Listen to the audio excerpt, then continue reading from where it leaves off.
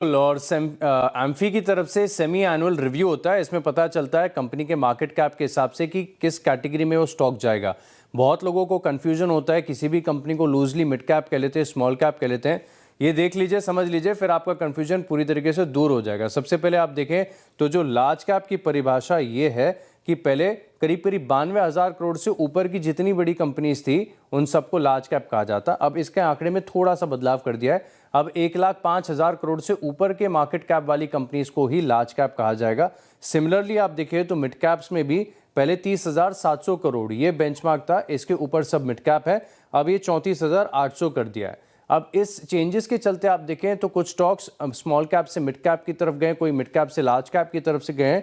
तो large cap के जो एंट्रेंस हैं वो मैं आपके सामने सबसे पहले रख देता हूं। अब इसमें लंबी लिस्ट है और बहुत सारे स्टॉक्स हैं, मैं सब आपके सामने नहीं रख पाऊंगा, चुनिंदा रख लेता हूं।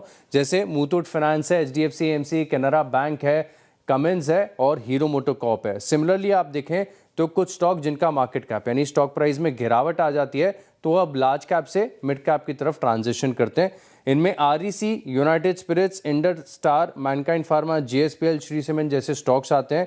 अब मिड कैप में एंट्री बहुत सारे नए IPO के नाम है, क्योंकि इस साल इतनी ज़्यादा लिस्टिंग्स देखने को मिली हैं। तो ग्रो है, मीशो, लेंसकार्ट, HDB फाइनेंस और फिजिक्स वाला, ये सब मिड कैप कैटेगरी में आएंगे। ये हाल ही के IPOs हैं। वहीं मिड कैप से स्मॉल कैप की तरफ यानी आप समझ लीजिए कि थोड़ा सा डाउनग्रेड ही इनका हुआ है। तो इसमें सोना BLW, Gujarat gas, LIC housing finance है। और सिमिलरली स्मॉल कैप से मिड कैप की तरफ यानी एक अपग्रेड यहाँ पर देखने को मिला है। फंड हाउसेस की नज़र इन स्टॉक्स पर जरूर जाएगी। एक एंड्योरेंस टेक है, पूनावाला फिनकॉर्प और अपार इंडस्ट्रीज।